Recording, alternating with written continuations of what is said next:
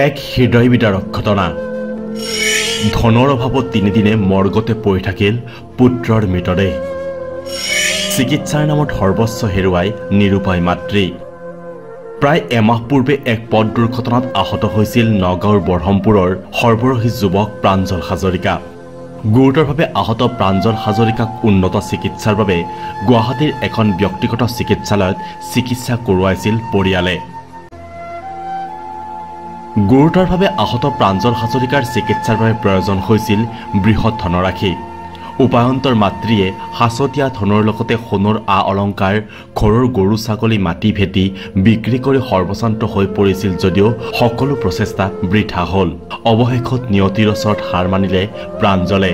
হয়, আমাৰ বহৰমপুৰৰ এজন যুৱক প্ৰাঞ্জল হাজৰিকা আজিৰ প্ৰায় এমাহৰ আগতে এটি পথ দুৰ্ঘটনাত তেওঁ পতিত হৈছিলে আৰু তাৰ পৰিপ্ৰেক্ষিততে গুৱাহাটী এখন ব্যক্তিগত নাৰ্ছিং হোমত আজি এমাহ জোৰা চিকিৎসা চলিছিলে আৰু পৰিয়ালটোৱে সৰ্বস্বান্ত হৈছিলে চিকিৎসাৰ নামত। পিতৃহাৰা আছিলে।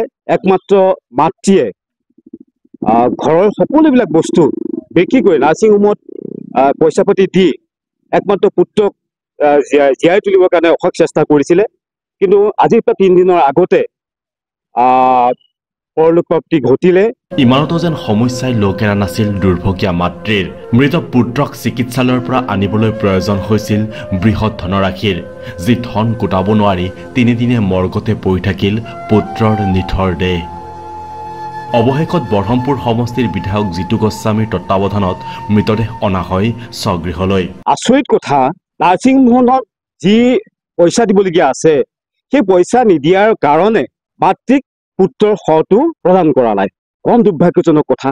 এজন আজি এমাহ দিন চিকিৎসা কৰাৰ অন্তত নিজৰ সন্তানটোক জীৱিত কৰিব পৰা নাই আৰু মৰা শটো আনকি চিকিৎসালয়ৰ পৰা উদ্ধাৰ কৰিব পৰা নাই পইচাৰ অভাৱত। এইখিনিতে আমাৰ কাৰণে সঁচাকৈ প্ৰশংসনীয়।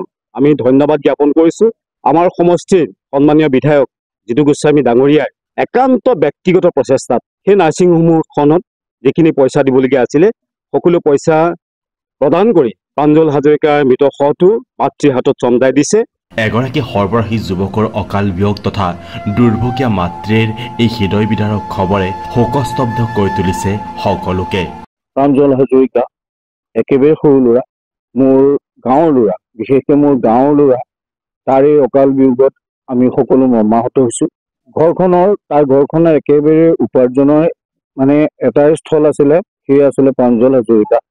আজি নিয়তিৰ নিষ্ঠুৰ পৰিহাসত দুৰ্ঘটনাত পতিত হৈ তেওঁ যিখিনি শাস্তি পালে, তেওঁ ঘৰখন আমাৰ গাঁৱৰ ৰাইজক প্ৰমুখ কৰি বহৰমপুৰ অঞ্চলৰ সকলোৱে হৃদয় উজাৰি যেনেকৈ পাৰে অৰ্থনৈতিকভাৱে হওক শাৰীৰিকভাৱে হওক তেখেতক সহায়ৰ হাত আগবঢ়াইছে। যদিও আজি 3 দিন পূৰ্বে তেওঁ পৰলোক প্ৰাপ্তি হৈছে। এই ক্ষেত্ৰত এজন উদীয়মান যুৱক হেৰুৱাই আৰু ব্যৱসায়ী যুৱক আমি আমাৰ মাজৰ পৰা হেৰুৱাই আমি অতিকৈ শোকাকুল হৈছোঁ। আৰু আজি তেওঁ আৰু খন্তেক সময়ৰ পাছতেই তেওঁ আহি আমাৰ মাজত উপস্থিত হ'বহি, তেওঁ শৱদেহ আমাৰ মাজত উপস্থিত হ'বহি। আমি সকলোৱে স্থানীয় বন্ধ ঘোষণা কৰিছে 6 বজাৰ পৰা 12 বজালৈকে তেওঁ আত্মাৰ সদ্গতি কামনাৰ্থে। News desk, News 18।